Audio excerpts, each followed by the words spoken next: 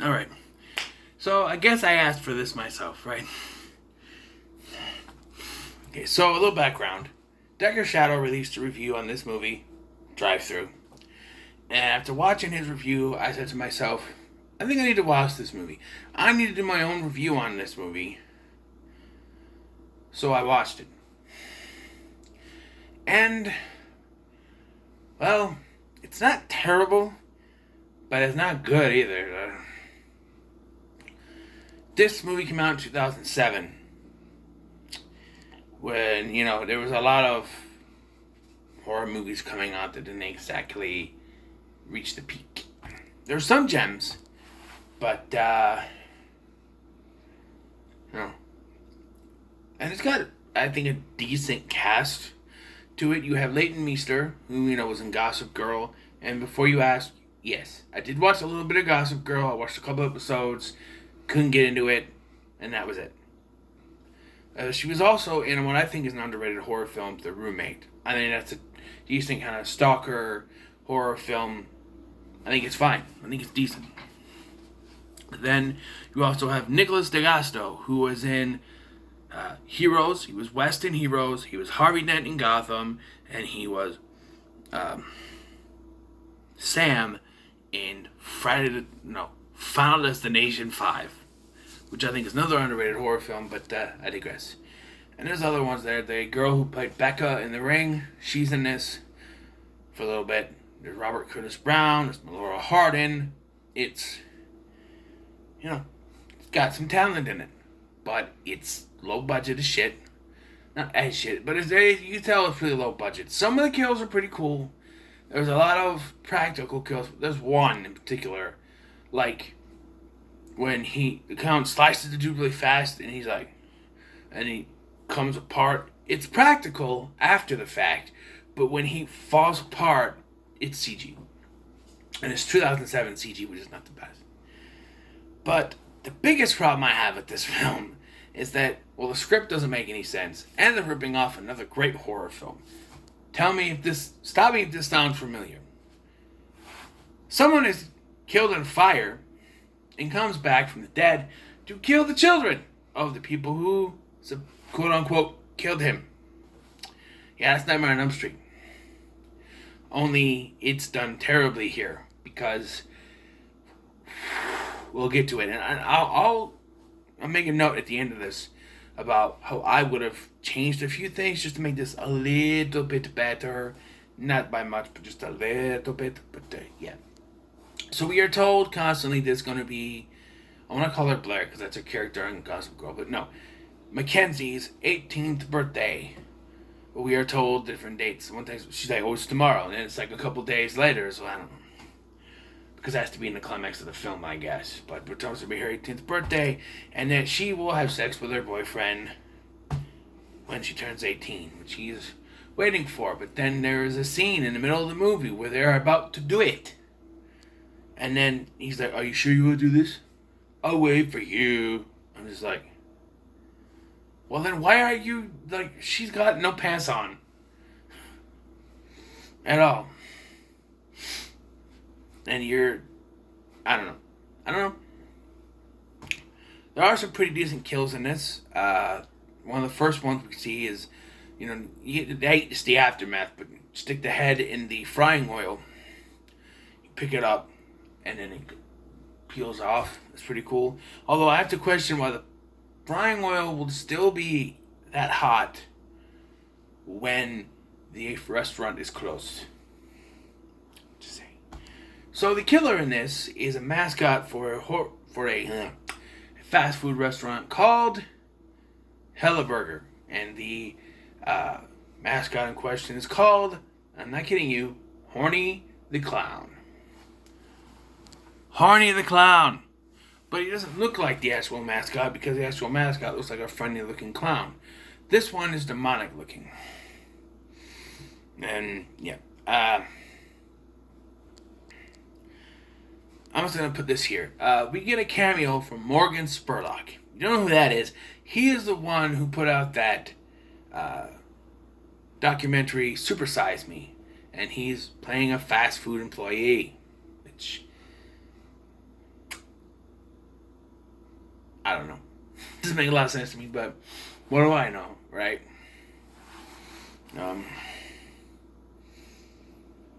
So now let's get to the problems I have with this film.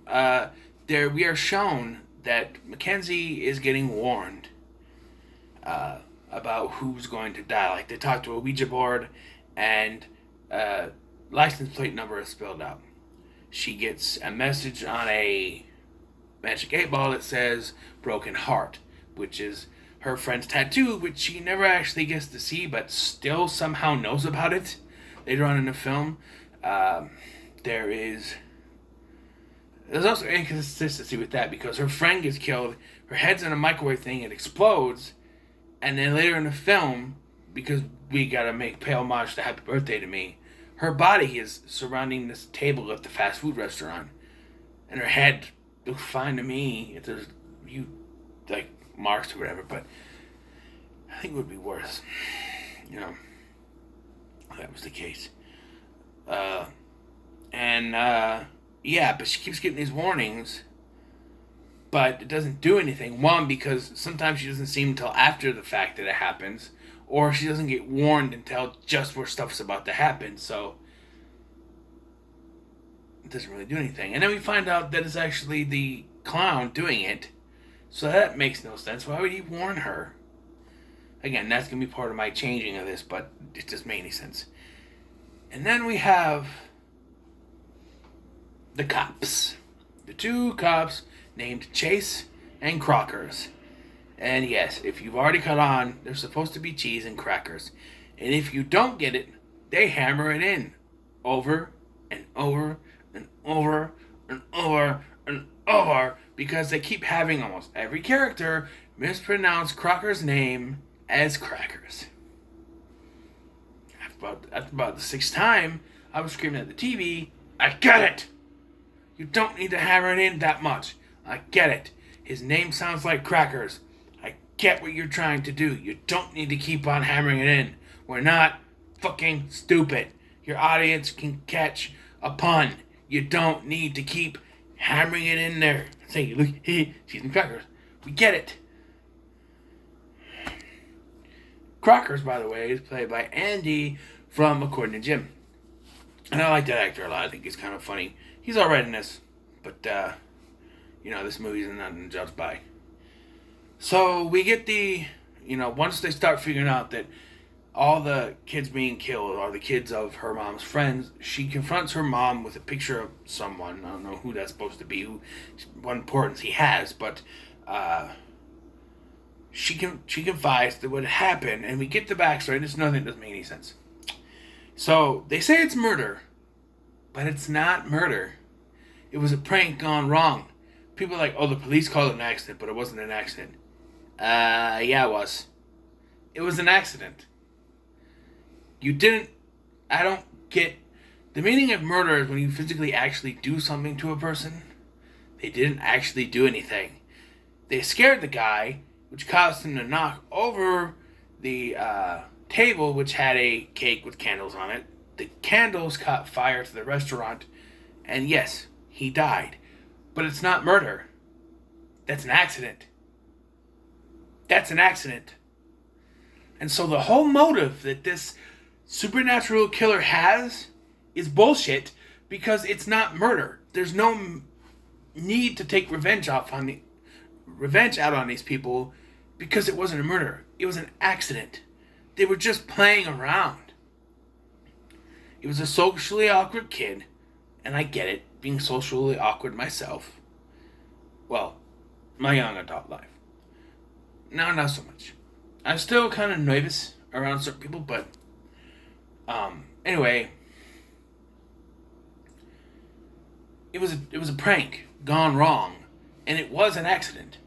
Yet this movie makes it out like they actually murdered him, and even Mackenzie said, "You murdered him." No, she didn't. It was an accident. Yes, she saw the candles catching fire. What would you do in this situation? You call the cops. By the time the cops get there, things gonna be up in flames anyway. There's really nothing they could do to stop the fire. She could have went in and tried to spray it down or whatever. She could have done something, but it was still an accident. So this whole motive for revenge doesn't work. So throw that out the window. And then, for a split second, it is, like the mom's like, well, it has to be Jack. That's the kid's father. No, it has to be Archie back from the dead taking revenge. Why does it have to be? It could be Jack getting revenge. You don't know, but no, it has to be, and it is. It is. We find out later when Fisher takes off the mask. He's all burnt up like Freddy Krueger. We don't see his face. And then something weird happens. Another problem with this script is that Fisher's eyes turn red, and then they find out later he's alive. After Mackenzie, and here's some bullshit. So, the clown kidnaps Mackenzie and takes her back to the fast food establishment, Hella Burger, and has her surrounded doing a tribute to Happy Birthday to Me. The only problem is only one of those people surrounding her on the table was her friend. The whole point of the Happy Birthday to Me scene was that she saw all her dead friends in front of her. She doesn't care one bit about any of those except for one of her friends, who technically shouldn't be there because her head is splitted. So, it doesn't make a lot of sense. So then he covers her in gasoline right next to a cake with like candles on it, which should have ignited right away, because, as you know, gas does not ignite when you get it. Gas does not ignite in flame. When you touch it with flame, it is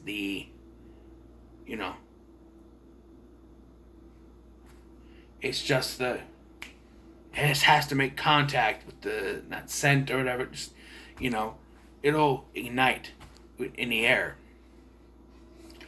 And if that doesn't make any sense, she then decides to drink some whiskey, which has to be 100 proof, mind you, because he grabs the candle again, and it should have ignited again because it's right there, but she goes, and the whiskey ignites the candle. It's a candle, not a match. It would have blown the fucking candle out, not lit him on fire, but what do I know, right? Also, the mom shows up. How the hell did she know where they were? And then she finds out that her boyfriend is still alive, and she goes to see him, and he's not there because he's been taken over by the spirit of Archie, I guess. It makes no sense. And then he kills Crockers. Damn it, I did it too. He kills Crockers, apparently, off screen. So there's some decent kills. The story is the biggest problem, though. When you're ripping off Nightmare on Elm Street, you have to have some kind of logic into it. Archie was killed by accident. He has no reason to get revenge on any of them, because he knows it was an accident. However, in my version of this film, it would be his father getting revenge, because his father wouldn't know it was an accident, just that they caused it. So it's Jack getting revenge, and it's Archie sending out the messages to Mackenzie to stop his father from committing the murders. But of course, she misses every time because stupid, whatever. But that would make more sense than what the writing in here was. And at the end scene, I would have the body of her actual friends surrounding that table instead of random people she didn't even know or care for. Like, there's this blonde chick that says I heart Bush on her shirt. They're shown to hate each other, and she's at that table. That makes no sense. If you're trying to, get to this girl, psychologically scar her, you put her friends around the table, not a bunch of people she barely knew, and then one of her friends. It makes no sense. I would surround it with friends. And then the whole thing with her boyfriend at the end, which doesn't make any sense already. I wouldn't do that. I would actually have him dead, actually. Like, I don't know. Maybe he survives. Maybe he's the one that would make sense. He's the one that saves her instead of her mother. Because how did her mother find out where they were? Doesn't make any sense. But, yeah. So, what score do I give this? What rating? It's not Fryer worthy. Oh, that would be ironic. But it's not To the Moon either. It's kind of in the middle, so I'm going to give it a 5. I think it's decent, but there's some serious problems with the writing that just doesn't work for me. It's called proofreading, people. Proofreading. Anyway, so what are your thoughts on Drive-Thru? Let me know in the comments below. Make sure to like, share, and subscribe. Thank you for watching. I've been Scotty, and I'll see you in the next one.